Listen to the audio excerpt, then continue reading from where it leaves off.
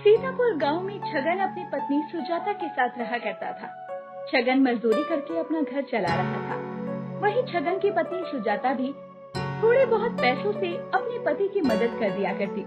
सुजाता को सिलाई काफी अच्छी आती थी, जिससे वो थोड़े बहुत पैसे कमा लिया करती थी। एक रोज सुबह के समय छगन भोलेनाथ की पूजा कर रहा होता है। हे भोलेनाथ, आपके दर्शन के बिना तो सुबह ही नहीं होती है। ये आपका प्यारी है, जो आपके बिना दिन कट पाना मुश्किल हो गया है। मेरे परिवार के लिए हर सुख दुख में सिर्फ आपका ही नाम जुबान पर आता है। बस आप ऐसे ही साथ रहना, बाकी मुझे किसी चीज की जरूरत नहीं होगी। चलिए, खाना लगा दिया है, खा लीजिए। भोलेनाथ भी कहते होंगे, इन्हें हाथ पकड़ने को कहा था, ये तो कंधे पर ही बैठने की कोशिश में है। अब जहाँ प्यार मिलेगा वहाँ ऐसा सोचना भी जायज है। अच्छा सुनिए, मुझे 50 स्कूल ड्रेस सिलने का काम आया है। मैं और शीला शाम तक यही करने वाले हैं, और शाम में तो आप कुछ ले ही आएंगे। हाँ, देखता हूँ। आज जमींदार जी ने मुझे पैसे देने की बात तो कही थी। चलो, मैं खाना खाकर काम पर निकलता हूँ। तुम अपना और मेरे इस नन्हे छगन का ध्यान रखना। छगन की पत्नी सुजाता 4 महीने की गर्भवती थी और छगन पिता बनने वाला था। वो बहुत खुश था। इधर सुजाता हर रोज की तरह घर का काम खत्म करके सिलाई करने बैठ जाती है, और सुजाता के साथ दूसरी मशीन पर उसके ही गांव की शीला सिलाई कर रही थी, और दोनों बातचीत भी कर रही होती हैं। अरे शीला, तुझे तो लड़की वाले देखने आए थे, उनका क्या हुआ? बात बनी या नहीं? अरे भाभी, आपको पता भी है वो लोग कितने पैसे की मांग कर रहे थे, और माँ के पास इतने पैसे नहीं है कि वो मेरी शादी लाखों रुपए दहेज देकर करे, और मुझे दहेज लेने वाला लड़का नहीं चाहिए। ऐसा परिवार लालची होता है। अरे बाप रे! और लड़का क्या करता था जो इतनी मांग कर रहे थे? बाप के साथ खेत में काम करता था। गाय भैंस है उस पर, इतना पैसा मांग करने लगे। अरे नहीं नहीं, काकी को कहना दूसरा लड़का देखे, लेकिन ये नहीं, कुछ करता धरता है नहीं, और देखो जरा, दहेज चाहिए इन्हें। अच्छा ये सब छोड़ो ना भाभी, ये बताओ भैया को पाने के लिए कौन सा व्रत रखा था? भैया सच में बहुत अच्छे हैं। अरे मैं तो शुरू से ही शिव जी की पूजा करती आई हूँ, और उन्हें ही कहा था कि बस एक ऐसा वर देना जो मुझे सपोर्ट करे, मेरे सुख दुख में साथ रहे और मुझे समझे। भोलेनाथ ने तो आपकी सुन ली, और उन्होंने खुद के भक्त से आपकी शादी करवा दी। वैसे भाभी, आपको थोड़ा आराम भी करना चाहिए। ये आखिरी वाला तैयार कर दो, इसे लगाकर 10 ड्रेस तैयार हो जाएंगी। उसके बाद मैं थोड़ा सा आराम करके फिर से सिलने बैठ जाऊंगी।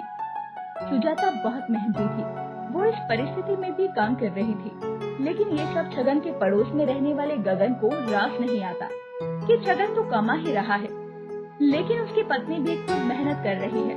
वो खिड़की से शीला और सुजाता को देखकर अब अपने घर की तरफ बढ़ता है। छगन को तो छगाना होगा ही। ये सब सोचकर गगन अपने घर पहुंचता है और अपनी पत्नी को ताने देते हुए कहता है, पूरे दिन बस खाना ही जानती हो, कभी काम भी कर लिया करो। वहाँ छगन की बीवी को देखो, उसके पास कपड़ों के कितने ऑर्डर आए हैं, और ऊपर से वो पेट से भी है, तब भी काम कर रही है। और तुम ना तो माँ बन सकती हो, ना ही कोई काम तुम्हारे बस का है। अरे मुझसे थोड़ा धीरे बात करो। एक बार भी अगर गलती से बैठ गई तुम्हारे ऊपर, तो बोलने लायक नहीं रहोगी सारी जिंदगी। मुझे पता था तुमसे कुछ हो ही नहीं सकता। अब जो करना है मुझे ही करना होगा। अब देर शाम छगन घर आता है और हाथ मुंह धोकर भोलेनाथ की फोटो के आगे अगरबत्ती जलाकर चाय पीने बैठता है। क्या बात है, आज कुछ ज्यादा ही अच्छी लग रही हो। कहीं ये सुंदरता माँ बनने की तो नहीं? हाँ, ऐसा ही समझ लीजिए, लेकिन आज मैं बहुत थक गई हूँ। शीला ने ही ज्यादा से ज्यादा काम किया है, मैंने तो बस आराम किया है। इस हालत में तो सुस्ती आएगी ही ना। तुम भी ना कितना सोचती हो। छगन और सुजाता अपने घर गृहस्थी में खुश थे, लेकिन कहते हैं ना कि खुशियों को जल्दी ही बुरी नजर लग जाती है। ऐसे ही समय बीत रहा था, सब कुछ अच्छा चल रहा था, लेकिन एक रोज जब सुजाता सिलाई करने बैठती है, तो वो देखती है कि उसकी सिली हुई ड्रेस वहाँ है ही नहीं। शीला, मुझे जहाँ तक याद है, जो ड्रेस सिल चुके थे उसे मैंने यहीं रखा था, लेकिन वो मिल नहीं रहे। हाँ भाभी, वो सब आपने यहीं तो रखी थी, लेकिन यहाँ तो कोई आता भी नहीं है। फिर ये कैसे कहीं जा सकती है? कल वो सारी ड्रेस मुझे तैयार करके देने हैं, वो भी सुबह सुबह। हाँ भाभी, वो तो मुझे भी पता है, लेकिन आप इतना परेशान क्यों हो रही है? धीरज से सोचिए कि आपने कहाँ रखा है। मुझे याद है, मैंने यही रखे थे। क्या करूँ, पूरे 1 सप्ताह लगे थे उसे बनाने में और ड्रेस है कि मिल नहीं रही। मिल जाएगी भाभी, मैं चलती हूँ। कोई दिक्कत लगी तो याद करना, माँ मेरा इंतजार कर रही होगी। उन्हें दवा दिलवाने के लिए जाना है। शीला के जाने के बाद सुजाता उस ड्रेस को सब जगह ढूंढती है, लेकिन वो उसे कहीं नहीं मिलती। अब सुजाता बहुत ज्यादा परेशान हो जाती है। इधर गगन उन ड्रेस को कपड़े की दुकान में बेच चुका था, और तो और अब वो बोतल लिए नशे में गाता हुआ घर आ रहा होता है। थोड़ी सी जो पीली है, चोरी तो नहीं की है, थोड़ी सी जो है। अरे अरे गगन, संभाल खुद को, आज बड़े दिनों बाद ये खंबा हाथ लगा है। क्या बात है गगन भाई, गाना तो अच्छा गा लेते हो, चलो घर छोड़ दूं। क्या क्या, क्यों भाई?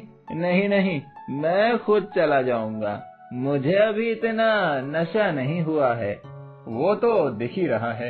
इधर छगन जब घर आता है तो देखता है कि सुजाता एक कोने में बैठकर रो रही थी। ये देखकर छगन डर जाता है। अरे सुजाता, तुम ठीक तो हो? क्या हुआ, तुम रो क्यों रही हो? वो सब बर्बाद हो गया। जो मैंने इतनी मेहनत से ड्रेस बनाई थी, वो सब चोर चोरी करके ले गए। कल सुबह वो ड्रेस देनी है। लेकिन घर में कौन आ सकता है, और ये सब किसने किया? तुम पहले चुप हो जाओ, मैं करता हूँ कुछ। वो कहीं नहीं मिल सकती। अगर वो ड्रेस नहीं मिली तो बहुत दिक्कत हो जाएगी। तो क्या रोने से वो वापस आ जाएगा? तुम्हें पता है ना, तुम अभी 2 जान हो। मुझे बहुत टेंशन हो रही है। अगर किसी को मेरे काम के बारे में पता चला तो कोई दूसरा भी हमें काम नहीं देगा। सुजाता बहुत रोती है और छगन उसे बहुत समझाता है। अब सुजाता और छगन सो जाते हैं। कोई खाना पीना भी नहीं खाता, लेकिन देर रात जब छगन के कानों में मशीन चलने की आवाज आती है तो उसकी नींद टूट जाती है और वो उठकर देखने जाता है कि ये आवाज आ कहां से रही है। अब जब छगन हॉल में जाता है तो उसे कुछ धुंधला सा दिखता है। वो देखता है कि कोई सिलाई मशीन पर धड़ाधड़ कपड़े सिल रहा है। कौन है वहाँ? मैं कहता हूँ, कौन है वहाँ? मेरी आवाज सुनाई दे रही है? मुझे कुछ साफ दिखाई नहीं दे रहा। तुम्हें अभी आराम की जरूरत है छगन, तुम जाकर आराम करो, मैं तुम्हारे साथ हूँ। लेकिन कौन है आप? मुझे कुछ दिख नहीं रहा। आप मुझे बताइए, आप कौन हैं और मेरे घर कैसे आए? मुझे धुंधला सा दिख रहा है। छगन अब वही बोलता हुआ बेहोश हो जाता है। वहीं दूसरी तरफ महादेव, जो साक्षात छगन और उसकी पत्नी सुजाता की मदद करने आए थे, वो सिलाई मशीन पर धड़ाधड़ ड्रेस सिल रहे थे, जो कि गगन ने चुरा लिए थे। अब अगली सुबह जब सुजाता उठती है तो वो अपने पति को मशीन के पास खर्राटे लेता हुआ देखती है। अरे, आप यहाँ कैसे सोए हुए हैं? उठिए। और ये ड्रेस कहाँ से आई? ये कल तक तो मिल नहीं रही थी। मैं यहाँ कैसे आया? अच्छा, मुझे याद आया, रात में जब हम सो गए थे तो अचानक से मुझे सिलाई मशीन चलने की आवाज आई। जब मैं यहाँ आया तो मुझे कुछ भी साफ दिखाई नहीं दे रहा था, लेकिन मुझे इतना याद है कि वो और कोई नहीं, मेरे महादेव थे, जो खुद दर्जी बने हुए थे। ये आप क्या कह रहे हैं?